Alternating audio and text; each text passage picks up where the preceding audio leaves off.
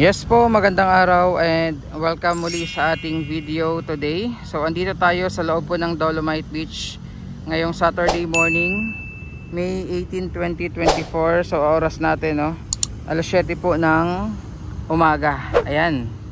So kung titingnan nyo, grabe kung titingnan nyo yung dagat tsaka yung langit, kung wala lang yung mga barko dyan sa laot tsaka yung reclamation project sa may Pasay City area, parang magkadugtong talaga.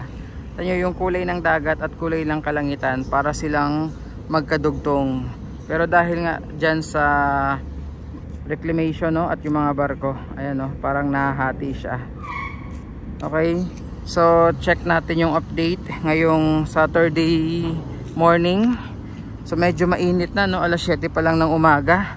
Nagpakita agad si Haring Araw dito sa Dolomite Beach. So andyan yung ating mga MMDA warriors. Ayan And kanina pagdating natin, very minimal naman po yung mga kalat at basura dito.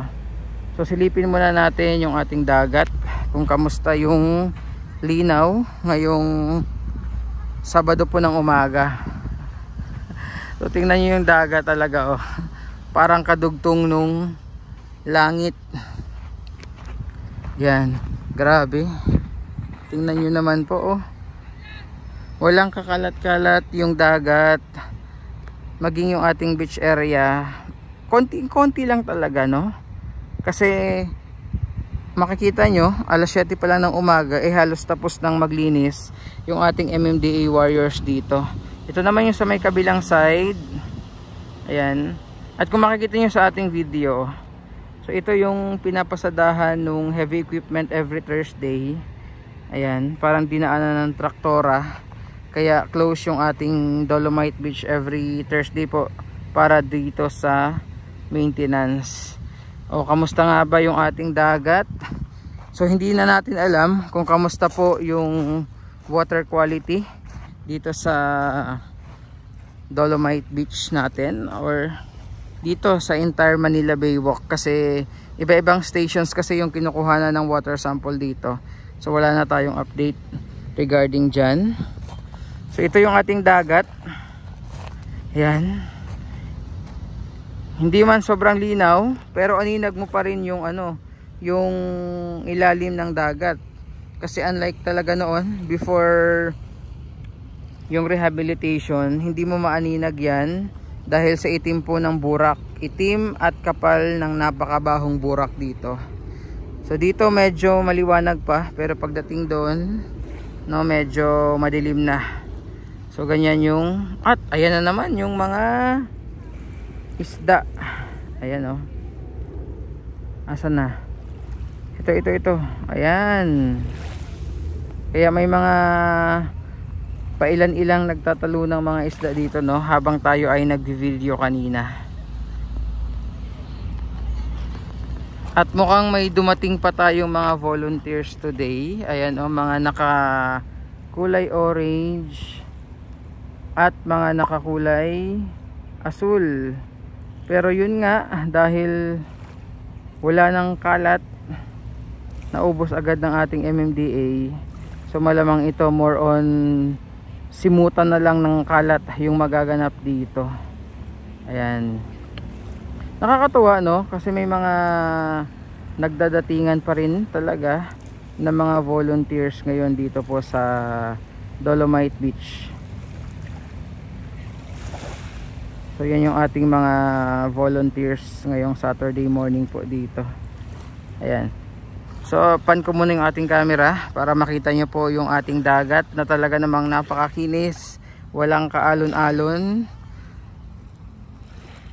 Maganda pumunta ganitong oras pala mga 6 to 7 AM kasi medyo malamig-lamig pa yung hangin, kasi dumating tayo dito kanina around 6:34 po ng umaga. Malamig pa yung hangin. Kasi mamaya para ka nang nilalagnat dahil sa init nung ihip ng hangin dito. Okay, so lakad tayo.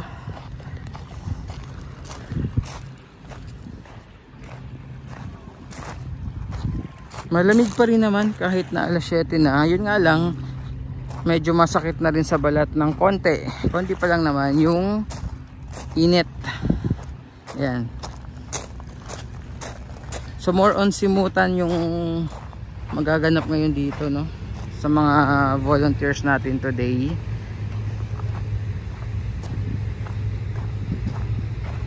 Ganda. Nanununtok pa rin sa ganda yung ating Dolomite Beach.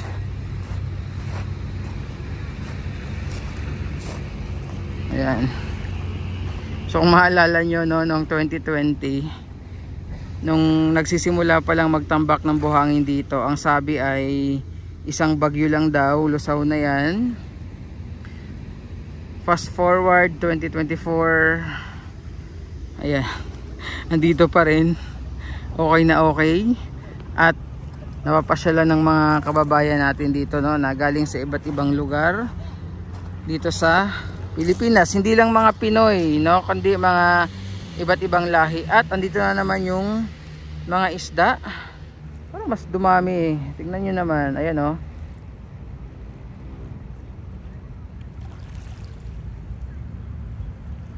Wow.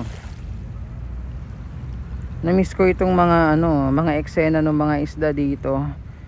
Nakaka-miss yung eksena ng mga tahong, halaan, talaba, pati yung nagagather sila dito, no, ng napakadami. So ito yung mga volunteers po ngayong Saturday morning.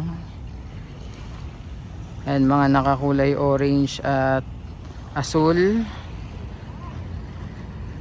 Nakakatuwa marinig doon sa mga volunteers na ang linis na nga daw dito.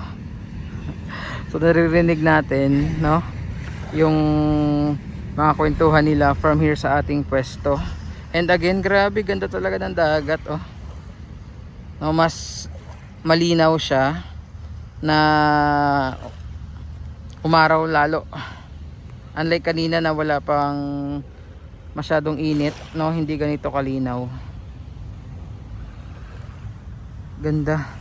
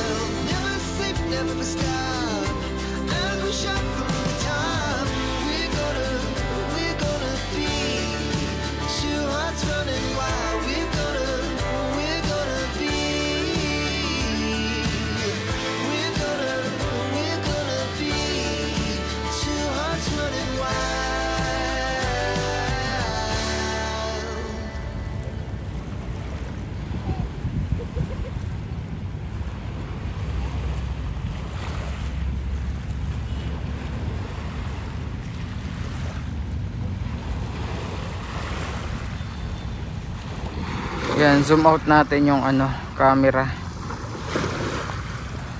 Kanina sabi natin walang kaalon-alon, mukhang narinig tayo. Ayan, biglang umalon.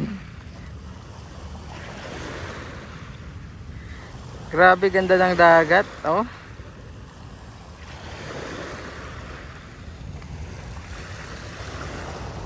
Ganda ng dagat at napakasarap nung simoy ng hangin ngayong Sabado ng umaga dito sa Dolomite Beach po.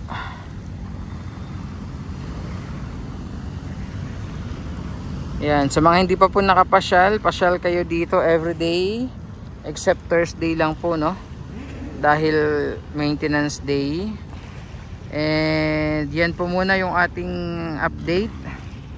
ngayong araw po ng Sabado. Maraming salamat, God bless, and ingat po tayong lahat. Yan. So, pasilip na rin dito sa nagaganap sa laot bago tayo mag-end sa ating video.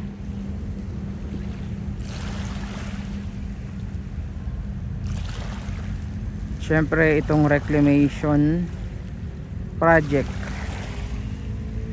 Ayan. So God bless po and happy weekend. Ingat po tayong lahat.